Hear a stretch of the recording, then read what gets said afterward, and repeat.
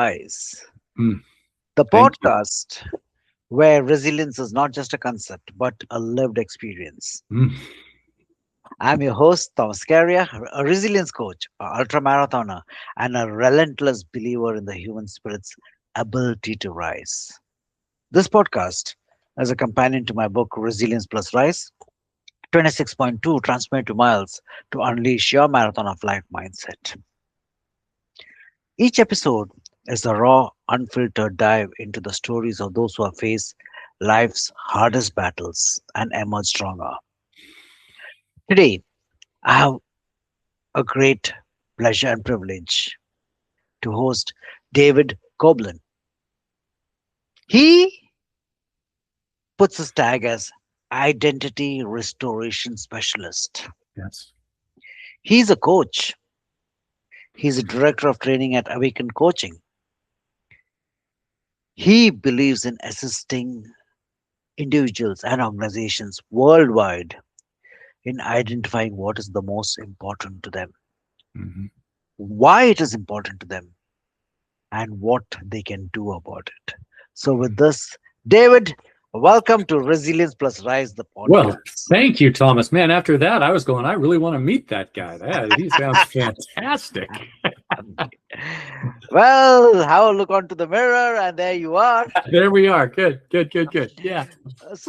David, directly jumping into it, and during my podcast time and again, I say one statement which it resonates very deeply to me, is that out of our deepest of wounds comes our deepest of purpose. Mm, Sometimes we may not have to be wounded, but something happens to us wherein we believe we need to change or pivot, that would be a better word, from what we are doing to what where we want to be. The course that you have taken in regard to finding the why, yeah. and especially when you're talking about let me put it as the identity restoration specialist, something like identity crisis, which I believe we have so tuned to be keeping up with the Joneses and keeping an Mm, image, especially with the social media, etc. But that's all comes in later. But the main element is that what happened, like when I say the deepest of wound shines the brightest of light, what was the reason that you embarked on this journey of being a coach? great question. And it's so interesting because within the last few years, I really identified it. And it was when I was 12 years old, Hmm. walking home from school Hmm. with my brother. Hmm. And during this time, I was involved in drama. I was playing my guitar. I was very outgoing. I loved just entertaining and just being a bunch of fun. And when I was walking with my brother, I was walking down the hill and I was just swinging my arms. And he looked at me and said, "Stop doing that. That's so stupid. It's not cool." What that did, Thomas, at that point, I gave up everything and stopped being me so that I could be cool like my brother. And that is what happened to me. I stopped being who I really was to try and be what he and then others in the cool group Hmm. thought I should be. And it wasn't actually until he left for college, my senior year of high school, that I actually began to start taking small steps to do some of the things I enjoyed doing. And it wasn't until later in life where I really discovered who I really was and was able to step into it. And so I don't want anybody else to go through that. Huh. I don't want anybody else to, because of other people's pressures or statements, that they stop being who they were created to be just to try and please someone else. So I want to come alongside and help them really get clarity around who they are, um, and then learn how to live from that most fully and completely. Wonderful. But here again, it raises the question is that when we are growing up, we do not know anything better. And Hmm. we believe, whether it is the societal or the environmental or even the parental element, we want to come up to what their expectations are. Hmm. It's only at some point of time in life where we realize, I don't know if I'm really happy in that image, what they want of me. There is something else that is tapping within me to come out. Hmm. So here, a lot of people, I believe, you are lucky, I would say, to where get into the high school level wherein you realize there's something more about your own self. But there are people in today's world, and again, I would say from Sure. your experience, you look into the corporate world, people who are full-grown adults, or maybe even past that particular age of being an adult, and then suddenly they realize, what Yeah. am I doing with life? Yeah. What do Who I you am. Yeah, it's very true. And again, I highlight that, but Thomas, it's been a journey and still is a journey of discovery. And I Mhm. still struggle with wanting, should I be this way? Should I be that way? Mhm. People pleasing has always been something that I've Oh, become very aware of, that I just kind of by default do unless I choose no. I need to know who I am and live from it. But in my executive coaching over the last 10 to 15 years, I have found many CEOs, presidents, different people at whatever level of an organization where their identity, they really don't know other than that vocation, other than their identity as CEO, as president. With that, that's who they think they are. So when they leave, in fact, there was a study of, lived in the Seattle area for a while, and there was a study done of CEO founders who, 5 years after they sold their company, many of them were gone. They died because they had lacked, who am I? They hmm, didn't know who they were. They didn't know their identity. They really didn't sense they had purpose anymore. And so they just kind of quit living. interesting. Interesting is that people, unfortunately, or fortunately, I mean, depending on how it is, we have got a certain peg measure that we define that, okay, this is where my life is going to be. Hmm. But we don't realize the fact that we get up in the morning. It's usually when I talk about people are searching for happiness, but happiness is so specific to when things happen. Mm. But again, as a runner, I believe the joy is in the journey, not usually. Yeah, when we reach the finish line, you feel good, you feel accomplished. Hmm. But what goes further than that? A question which comes up over here is that, and specifically when you mentioned is that when people say it's finished, and when you talk about identity, if you were supposed to put out around 3 to 4 key elements that would help a person to relook, maybe reevaluate, and rethink the purpose of life itself, Mm. what would that be? Wow. Um, Again, and it goes to part of my journey. And this was when I was in college. I came to a point actually when President Reagan was shot, John Lennon was shot Mm, and killed, and the Soviet Union invaded Afghanistan. And I realized I had to be on the planet for more than just the next fraternity kegger. And I started to search. mm, And so I began to ask questions. For me, the end of that journey was an understanding of who Jesus Christ was and receiving him.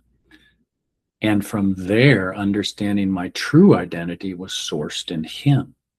mm, As I help, and now as I help others, I generally go to three areas. mm, And it's, what are you most passionate about? What do you care? What just gets you up in the morning? What is it that you feel you must be doing and doing it? The other is, what are your experiences? What's your history? What has gone into your life up to this point that has shaped you and formed you and developed you, your giftings, your personality, all those. And then the third aspect of it is, in what context do you find that those two things then come together and you say, this is where I am my best? This is it.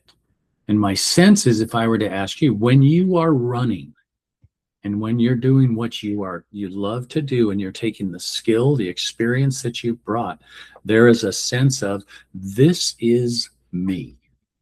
Hmm. This is me being me. And when I work with people, I will ask them, and we will go through the processes to help them discover those three things. Because when you can bring them together and overlay them, three circles, as you were, in the center, there's a sweet spot. And that sweet spot really is your purpose. Hmm. The ikigai, Ikigai, exactly. or we can call it as. But here again, David, there is another thought which comes up. Taking into consideration that we are formed by the expectations Mhm. of the society or the parents or the brothers or sisters, whoever they are, we grow up and we come to a point. A lot of times, you had a mindset which was defined by growth. You saw whether it was the shooting of President Reagan or John Lennon, or the invasion or the world in upheaval as we are seeing it now. Yes. But there are few people, a lot of people that I've met in my coaching space, where people are just existing Hmm. through life. Hmm. So when you talk about the three parameters, what are the passion for them? It is getting up, maybe having that coffee in the morning, going to work, looking at the news, feeling grumpy, going through the existence of doing the work which they may or may not like, or saying that they like it, but whatever the case is, coming Hmm. back, getting the pay, rent paid, taking care of the family, etc. For them, that is their existence, and they are happy with that particular thing. So, in such cases, what's your thoughts on that?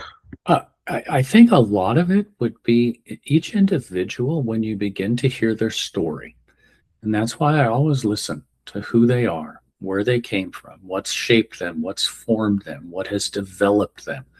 Um, I know every individual has a longing to have impact, to have security, to know they're loved and lovable, Mm, and to have impact, significance.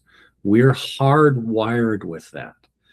We mask it, we cover it, we pretend it isn't there. We'll use alcohol, drugs, pornography, whatever it is, to mask those things, but they're there.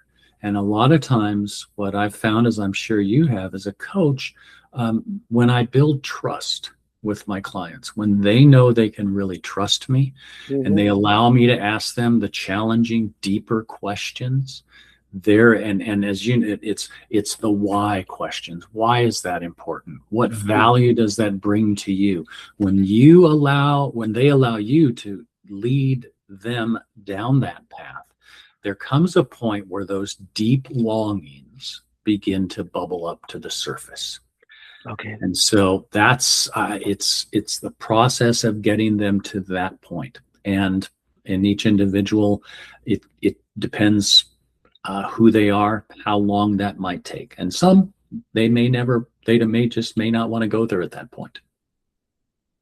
exciting. And again, actually there is another segue which is totally different from what we are having.